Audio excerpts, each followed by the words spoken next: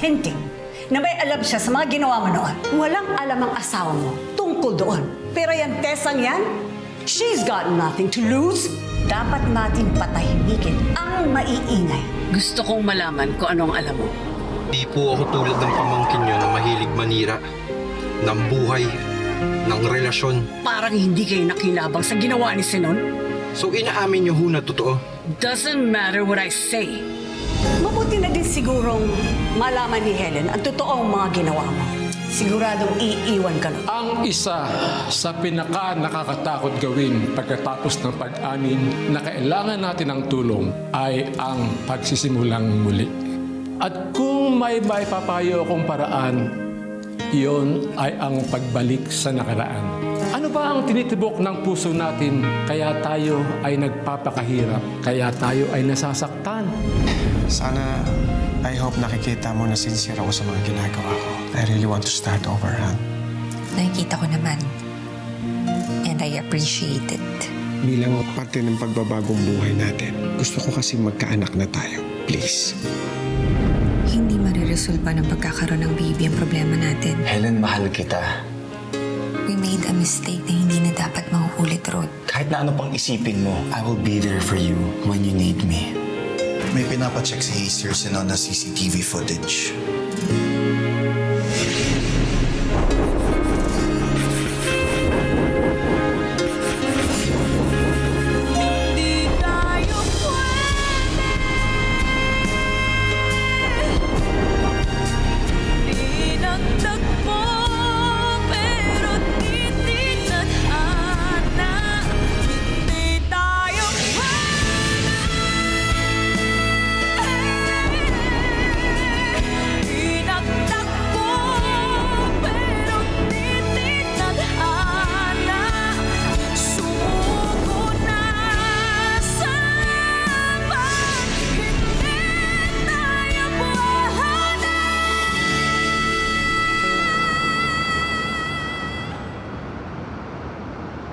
Ito, kuya, may kailangan ka lang sign.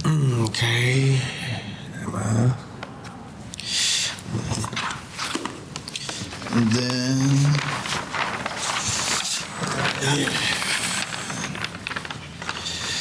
I'm glad, kuya, siniseryoso mo na yung AA mo. So what made you decide to go back?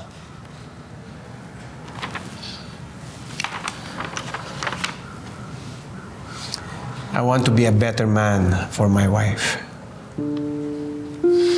Alam kong masyado ako nadadala ng selos, insecurities, paranoia.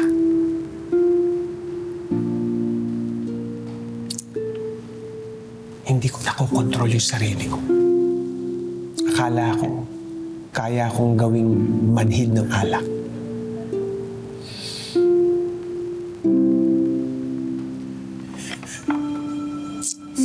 Ano man yung nagawa mo noon, ginawa mo dahil sa pagmamahal mo kay Helen. You were just trying to protect your wife. Walang rason para uminom ng dahil doon.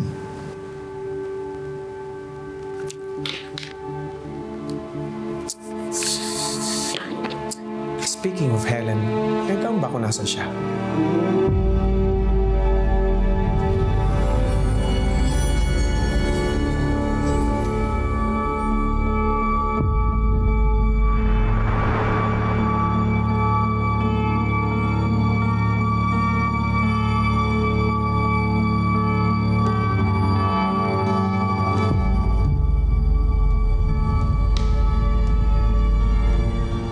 Baka nagla-lunch, kuya. We had an early lunch.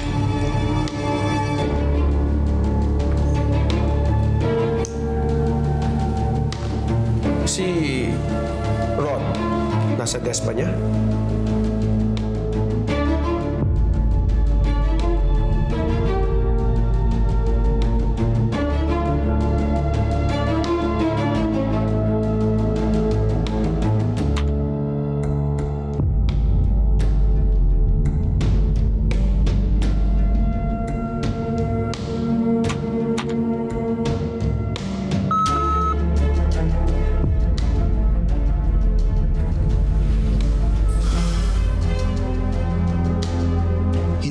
hayaan magkaroon pa ng dahilan si Kuya para sirain ang sarili niya.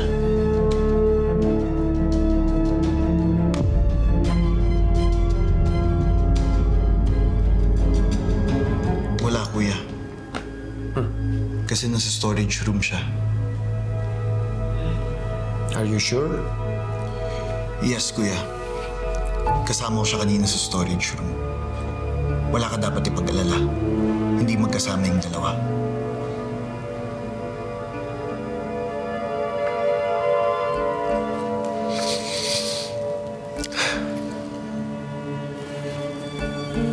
Salamat. Hindi mo kailangang pasalamatan, Kuya. Alam mong loyal ako sa'yo. At lahat ng bagay para sa ikabubuti mo, gagawin ko. Kahit ano pa yan.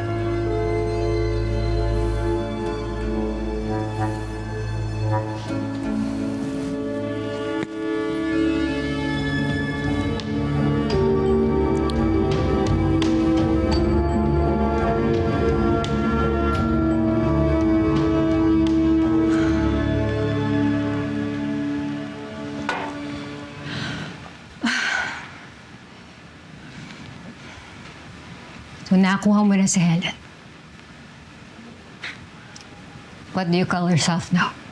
An official kabet?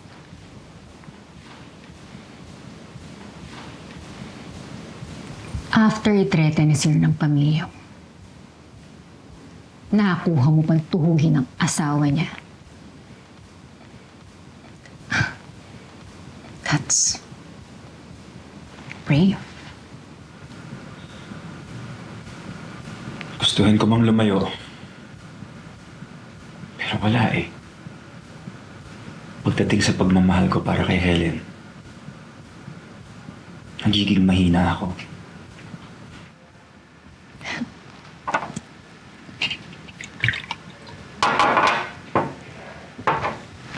Alam mo kung ako sa'yo, alang-alang sa pamilya mo, mahal ka na lang ng bago. Victoria, Alam mo kung gaano ka-stupid yung ginawa mo, di ba? Hindi lang pamilya mo ang nilagay mo sa peligro. You think pang nalaman to ni Simon, hahayaan ka niyang mabuhay? alam ko yung pagkakamali ko. Hindi! Hindi mo alam! Kasi nga sabi mo, di ba? Ang sabi mo kay Helen, hindi mistake ang ginawa niyo. Pero alam mo, tama siya eh. Puro nararamdaman mo, puro pag-ibig mo, puro yung puso mo ang inuuna mo. Palaging yan. Paano may nararamdaman ng iba para sa'yo? Para sa kapakanan mo? Isipin mo din, kang selfish.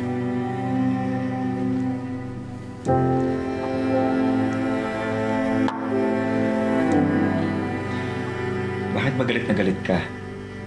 Remember, wala kang karapatan na magalit sa akin. Tama ka. Wala akong karapatan sa kahit ano. Pero may karapatan ako mag-alala para sa'yo. Tama ka, Victoria. Hindi na dapat ako bumalik dito. Hindi ko dapat hinayaan na mapahamak yung pamilya ko. But I can't give up on Helen. Hindi ko siya pwedeng maiwan dyan sa halimaw na yan. Lagi mo sinasabi yan. Wala ka namang ginagawa. Ang gusto mong gawin ko, kidnapin ko siya? Kailangan ko makuha yung loob niya. Ang tiwala niya.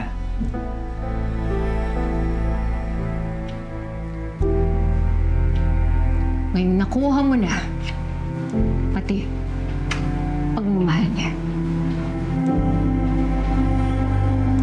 Pwede mo naman sabihin sa kanya lahat. Lahat. Malapit na.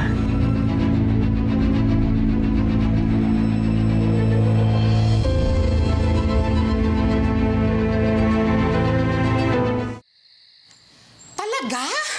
Umamin sa'yo? matanda. Sinabi pa niya wala siyang pakailam na umamin siya sa akin. Eh, hindi ko naman daw kasi mapapatunayan eh. Dapat kasi, nagre-record ako tuwing nag-uusap kami. Nak, wala namang bisa yung recording na ganyan sa korte. Ang kailangan nila, video talaga na nahuli sila sa akto o kaya umaamin. Hindi naman kailangan sa korte eh. Ang importante, mapakita natin kay Helen. Kailangan natin sabihin sa kanya. Kailangan niya malaman na minanipulan ni Sinon yung buhay niya. Yung buhay nila ni Rod. At nadelikado na siya dyan sa asawa niya. Eh, di ba nga anak, sinabi ko na. Sabi ng kuya mo, minanipula daw ni Sinon yung sitwasyon para mabalik ka sa kanya. Na siya daw ang may kagagawan kung bakit hiniwalayan ka ni Rod. Saan po niya nakuha yung theory na yan? Nay, kasi hindi po na-fake ang cardiac arrest. Totoo na inatake si Sinon. Nung nakita kami ulit for the first time. Kaya, imposible po yan. O, hindi naman siya naniniwala sa akin kasi hindi naman daw napepeke yung heart attack ni Sinon. Teka, paano nga ba nagawa ni Sinon yun? Tingin ko dyan, Nay, hindi niya sinasadya talaga na atakihin. Pero sa lahat talaga ng lugar na pwedeng magtayo ng building, dun pa talaga sa nilalakaran ni Helen, yun yung plinano niya. Ang mahalaga, bababantayan mo pa rin ang kapatid mo. Ayun na nga, Nay, nag-resign na ako sa trabaho eh. Hindi ko na talaga kinain pag-iinsulto ng matandang bruho eh. Sakit sa buto at sa ugat eh. Ryan naman! Paano mo nang babantay yung kapatid mo? Eh paano eh? Sinabi nila, bawal na ako pumasok sa pamamahay nila. Eh di wala na din silbi. Di ko na din makikita si Helen. Feeling ko talaga gumagawa sila ng paraan para hindi natin malapitan si Helen eh.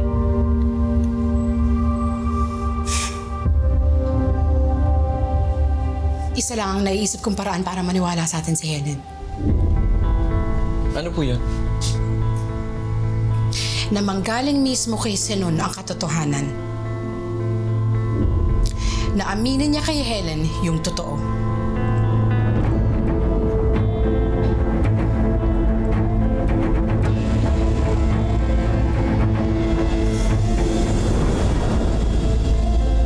Pero alam mo, hindi ka naman nakakasiguro. Sasama sa'yo si Helen pag nalaman niya ang totoo. Kaya para maiwasan niyang heartbreak mo, sumama ka na lang sa akin sa Amerika. Victoria, alam mong... Hindi mo kayang iwanan si Helen. Parang kang sirang plaka eh. Sinasabi ko lang, nagbago ang isip mo. Nakaready ang ticket mo. Teka lang, maupo ka muna. Alam mo, tama ka. I needed you. Kailangan pa rin kita ngayon. Bilang kaibigan. Naiintindihan ko kung kailangan mo umalis. Ayoko napapahamak ka ng dahil sa akin.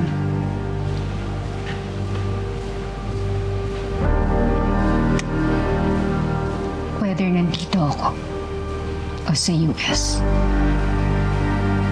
pareho lang in danger ang buhay ko, Rod. Pero siguro, pipiliin ko na lang kung saan kita mas makakasama. Kung saan ako patuloy makakabawi sa'yo.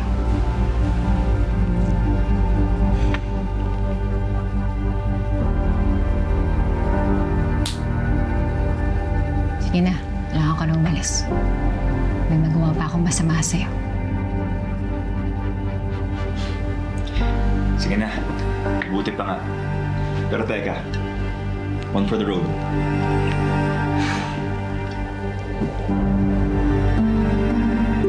Cheers. Cheers.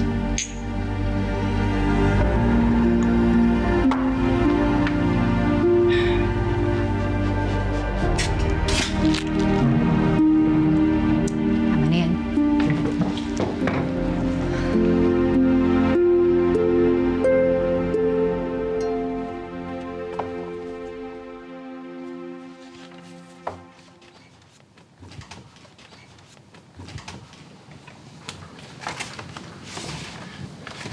Han. Han, Oh. Bakit nandito ka? Wala ka sa office. andito kasi yung mga documents na kailangan natin eh. Kaya ako bumalik. Documents? Ano? Para saan? Kailangan natin to pagpunta ng Amerika. We're staying there for good. Ano?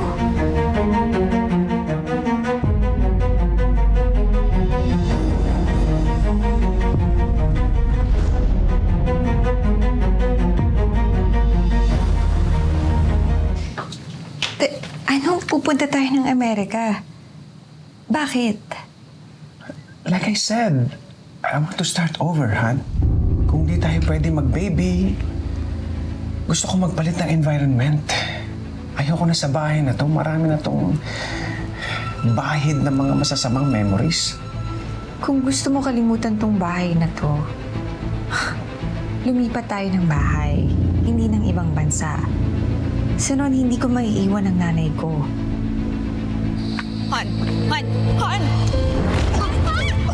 Wala kang karapatang kausapin, lapitan, o kahit tingnan man lamang ang asawa ko sa pamamahay ko. Kahit anong gawin mo, hindi mo maaagaw ang asawa ko!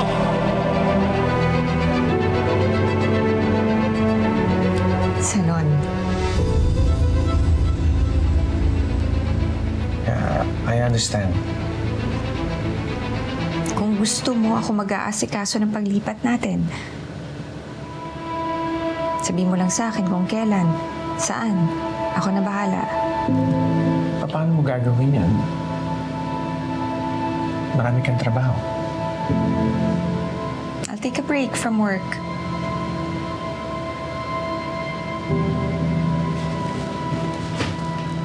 Are you sure? Oo. Patapos naman na yung bahay ni Auntie Salud. Tapos na rin yung trabaho ko sa kanya as her engineer.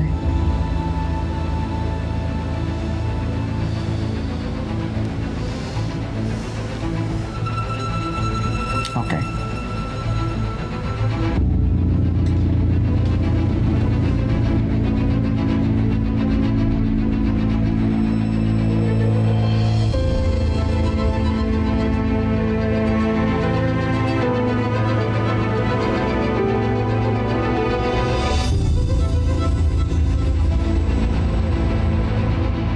Bata pa lang ako, lumaki na ako sa construction site. Dahil yun ang trabaho ng tatay ko. Nakita ko ang hirap. Hindi lang hirap ng mga tao na nagtatayo ng bahay, kundi pati ang puso ng mga nagtatrabaho sa likod nito para lang matupad ang pangarap ng mga kliyente. Yung mga tahanan nila. Since then, pinangarap ko na maging parte ng mundo na to. Maging parte ng pagbuo ng pangarap na bahay ng iba. Kasabay ng pagtupad ng pangarap ko maging engineer. Kaya masayang-masaya ako na nangyari yun. Kasama kayo. Pero kailangan ko nang ipahinga ang pangarap na yun.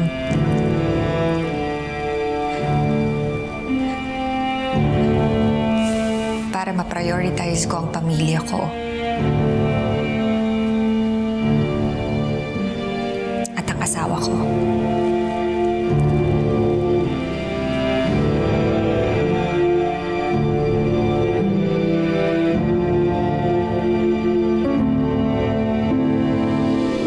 Salud Project, ang first project ko, and everything about it will always be special to me. Kaya maraming salamat.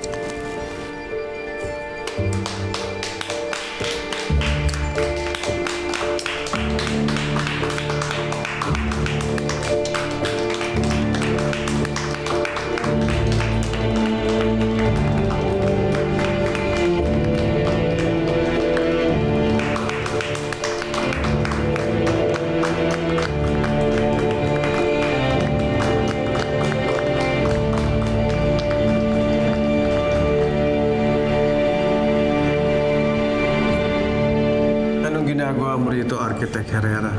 Marami kaya yatang free time. Pangarap ni Helen maging isang engineer. Hindi. Pangarap niya maging architect. Laking tulong po talaga ng pag-inspire niya sa akin. Una, humanga lang ako hanggang sa nagustuhan ko na talaga yung architecture. Then, why are you gonna take up engineering?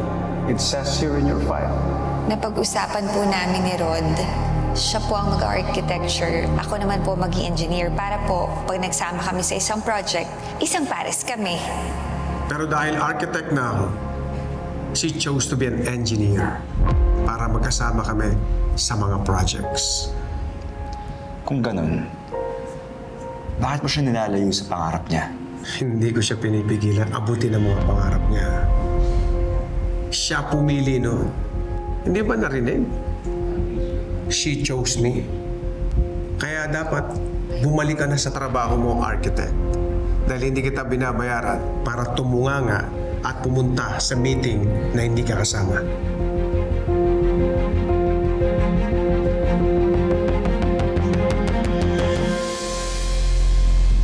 Go. Tara na.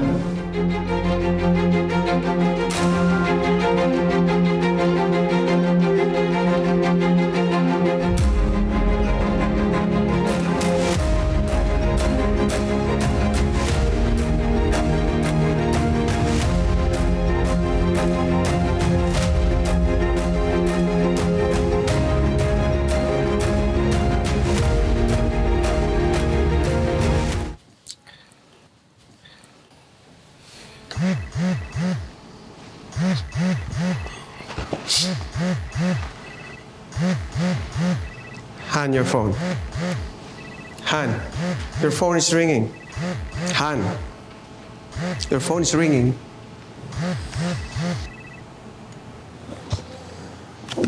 Hello, Kuya. Totoo bang nag-resign ka na sa trabaho? Nabalitaan ko kay Rod. Magbe-break lang muna para makapag-focus kay Sanon. Sigurado ka ba? Kuya, bakit ka ba napatawag? Wala ka bang trabaho ngayon? Actually, nag-resign na ako sa Chain-in-law mo.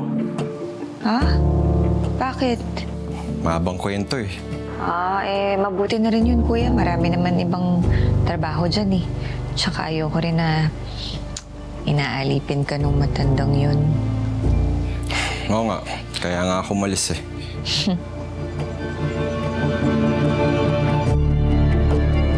Pumunta dito ang kapatid ni Helen. Mukhang may alam siya tungkol sa kung ano mang ginawa mo. That mother-in-law of yours. Ano nalalaman? What are you talking about? Tessa's hinting na may alam siya sa mga ginawa mo noon. Kay Margot, kay Rod, at ang paghihiwalay nila ni Helen.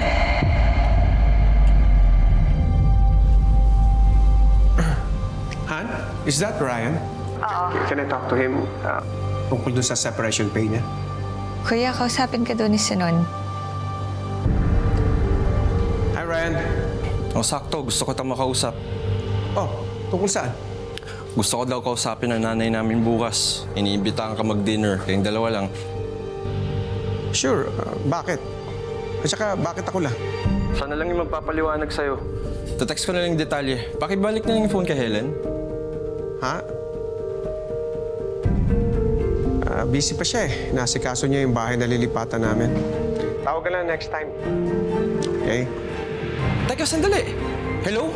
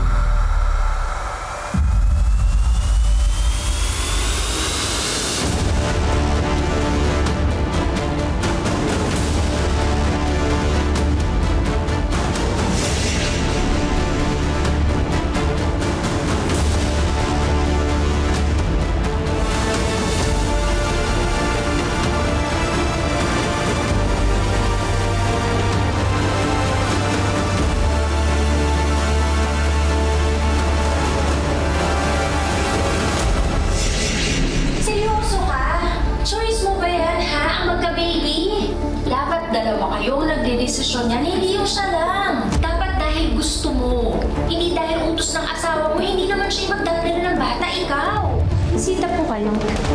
Oh, Nay, ano ginagawa niyo po dito? Hindi kita matawagan. Ha? Hindi ba pumapasok? Makakausap si Helen simula ngayon. Hindi ako titigil na protektahan si Helen. Siya na ang lumalayo. Hindi kaya sign na ito ng universe na kailangan mo nang tumigil. Delikado ang buhay ni Helen sa lalaking yun. Wala akong narinig na may ginawang masama si Sinon sa asawa niya. Hindi na ako magpapaligoy-ligoy pa. Alam ko ang nangyari sa dati mong asawa. At alam kong hindi aksidente yun. At alam mo na ginamit mo yung paghihirap ni Rod sa Amerika para paghiwalayan sila ni Helen. Gusto kong ipangako mo sa akin, Sinon, na mananatiling ligtas si Helen. At huwag na huwag mo siyang sasaktan, Sinon. Pero nangyayari talaga mga bagay kahit hindi natin gusto. Yan po ang katotohanan. Hindi ko kayang patayin ang asawa ko.